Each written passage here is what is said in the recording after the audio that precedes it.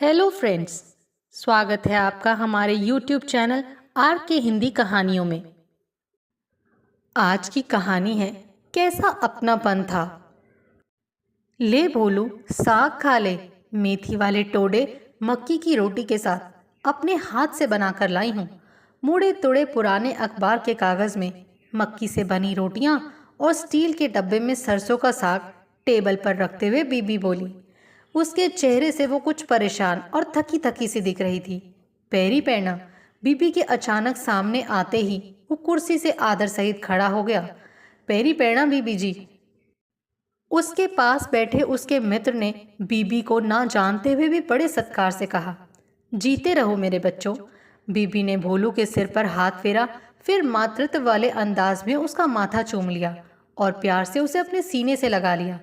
फिर उसके समीप बैठे उसके मित्र के सिर पर भी हाथ फेरा। इतने में ऑफिस का चपरासी बीबी के लिए कुर्सी ले आया। बीबी कुर्सी के अग्रभाग पर ऐसे बैठी जैसे अभी उठने वाली हों। बीबी आराम से बैठ जाओ, भोलू ने आग्रह पूर्वक कहा। ऑफिस का वातावरण एकदम ममता भरी आभा से सराबोर हो उठा। हर चीज जैसे आशीर्वाद के आभा मंडल से जगमगा उठी। बीबी, और सुनाओ, क्या हाल चाल है आपका? बस ठीक है पुत्र, तुम सुनाओ अपना। मेरी बहू रानी और बच्चों का क्या हाल है? बीबी, सब ठीक हैं, बच्चे और तुम्हारी बहू रानी भी। बड़ा काका अब क्या करता है बेटा? बीबी इंजीनियरिंग कर रहा है। अच्छा है, और छोटा? बीबी ने बड़ी आत्मीयता से पूछा। बीबी, वो अभी 12वीं कर रहा है। भोलू, तुम्हें माँ की तो बहुत याद आती होगी। बीबी ने चेहरे पर संवेदना लाते हुए पूछा। हाँ बीबी, बहुत याद आती है माँ की। मेरी माँ बहुत अच्छी थी, उसके जैसा कोई नहीं है बीबी। मेरा छोटा बेटा भी माँ को बहुत याद करता है। बहुत स्नेह था उसका दादी से। अब भी वो अक्सर दादी को याद करके आंखें भर लेता है। भोलू ने भावुकता से कहा, बहुत अच्छी थी तुम्हारी माँ भोलू, बहुत प्यार सत्कार था उसके पास। बंदे को पहचानने वाली औरत थी, बहुत दूर की नज़र रखती थी। बीबी ने अंतहीन दृष्टि से ऑफिस की दीवार पर लगी घड़ी को ताकते हुए कहा। हाँ बीबी, ये तो आपने ठीक कहा। जो उससे एक बार मिलता तो वो उसे कभी नहीं भूल पाता। भोलू लगातार बीबी से बतियाता रहा। पास बैठा उसका मित्र मुंह से कुछ भी नहीं बोला, बस उनकी बातें सुनता रहा। उसे भी ऐसी बातों में बहुत आनंद आ रहा था। उसने ऐसी बातें पहले कभी नहीं सुनी थी। ऑफिस का वातावरण भी कमाल का था।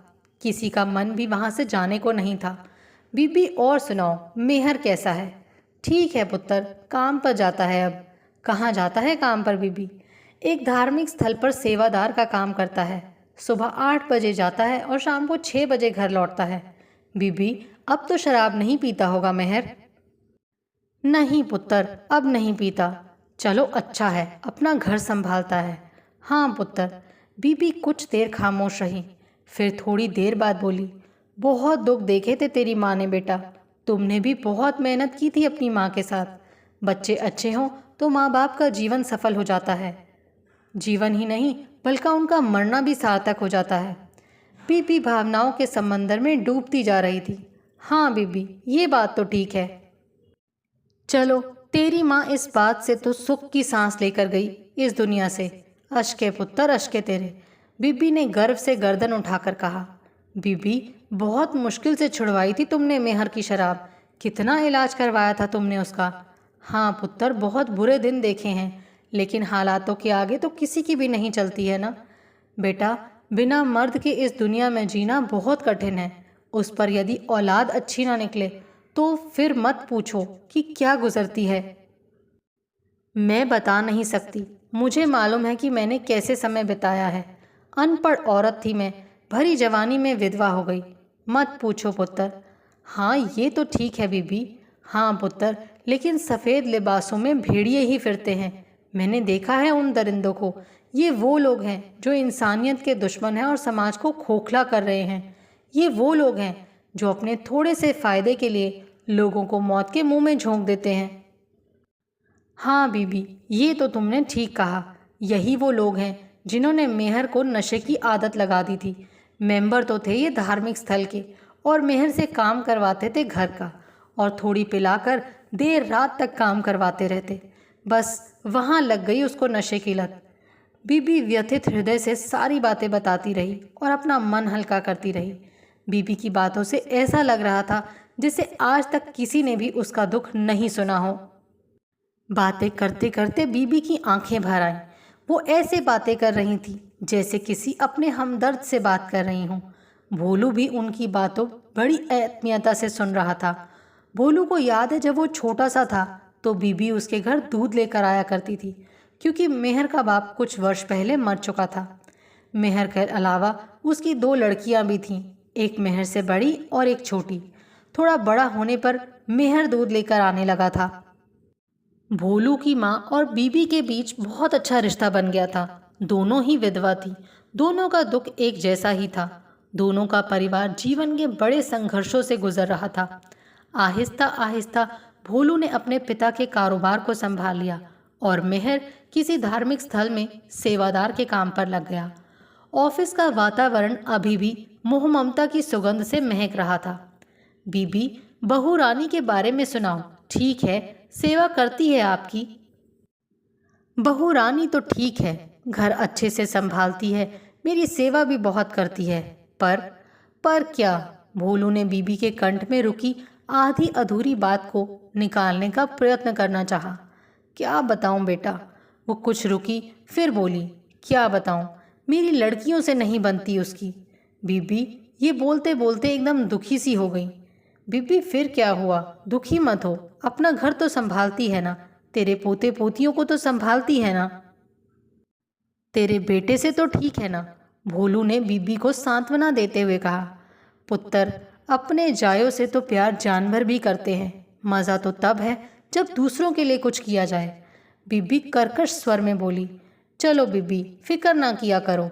नहीं पुत्र, उसकी मेरी बेटियों से नहीं बनती, ये सोचकर मेरा मन बहुत दुखी होता है। वो कौन सा इससे कुछ मांग रही हैं? कुदरत का दिया सब कुछ तो है उनके पास, 2 बोल ही तो बोलने होते हैं मीठे। और क्या चाहिए उनको? सारी ज़मीन जायदाद तो दे दी उन्होंने लिखकर इनको, फिर भी ऐसा हो तो किसे बुरा नहीं लगेगा भला? बीबी प्रश्न चिन्ह चेहरे पर लाते हुए बोली। उनकी आंखों में जैसे नाराज़गी के 2 मोती छलकने को ही थे। बीबी तू चिंता मत किया कर, तेरी बेटियां अपने घर में सुखी हैं ना, और तुम्हें क्या चाहिए? हाँ बेटा, छोटा जमाई थोड़ा गुस्से वाला है, पर फिर भी ठीक है, रोटी तो कमाकर खिला रहा है ना। चलो बीबी, आहिस्ता आहिस्ता सब ठीक हो जाएगा, चिंता मत किया करो। पुत्र, घर से बेटियां अगर नाराज़ होकर जाएं तो तुम्हें क्या पता कि माँ के दिल पर क्या बीतती है। बीबी की आंखों में अटके आंसू आखिर छलक ही पड़े। बीबी, समय के साथ सब ठीक हो जाएगा, भोलू ने बीबी को सांत्वना देते हुए कहा। माताजी चिंता मत करो, सब ठीक हो जाएगा। अच्छा बीबी, पैरी पहना। भोलू के पास बैठे उसके दोस्त से भी जैसे रहा नहीं गया। इतना कहकर वो वहाँ से चला गया। उसके बोलने से माहौल में कुछ बदलाव आया। भोलू, चल साग और मेथी वाला टोडा खा ले, अब मैं खुद अपने हाथों से बनाकर लाई हूँ। बहू रानी तो काम कर रही थी, मैं ही जल्दी जल्दी बना लाई। सोचा आज भोलू से मिलकर आती हूँ, बहुत मन कर रहा था तुमसे मिलने का। बीबी अपनी सारी परेशानियों से बाहर आकर बोली। अच्छा पुत्र, चलती हूँ, बहुत देर हो गई, बहू रानी इंतज़ार करती होगी। बीबी दुपट्टे से अपनी आंखें पोंछती हुई बोली। साग टोडा मुझे बहुत स्वादिष्ट लगता है। भोलू ने टोडे वाले मुड़े तुड़े अखबार वाले पैकेट और साग वाले डब्बे की सुगंध लेते हुए कहा। बेटा, माँ के हाथ का है, स्वाद क्यों नहीं होगा? बीबी सच बता, मेहर अब भी कोई नशा तो नहीं करता ना? रहने दे, पर्दा ही रहने दे बेटा। क्या बताऊं, अब तुमसे क्या छुपाना? पता नहीं कहाँ से गोलियां लेकर खाता है नशे की। अब मैं भी क्या करूं? बाहर खड़े मेहर के स्कूटर पर बैठने से पहले बीबी ने भोलू के कान में पास आकर कहा। भोलू दूर तक बीबी को स्कूटर पर जाते हुए देखता रहा। भोलू के मस्तिष्क में कुछ चलता रहा जिसे भोलू हल करने का प्रयास करता है, पर नशे पर किसका काबू है? जो एक बार फंस गया निकल ही नहीं पाता। आपको हमारी ये कहानी कैसी लगी, प्लीज़ कमेंट करके ज़रूर बताइए। अगर आप इस चैनल पर नए हैं तो इसे सब्सक्राइब करें और शेयर करें। Thank you.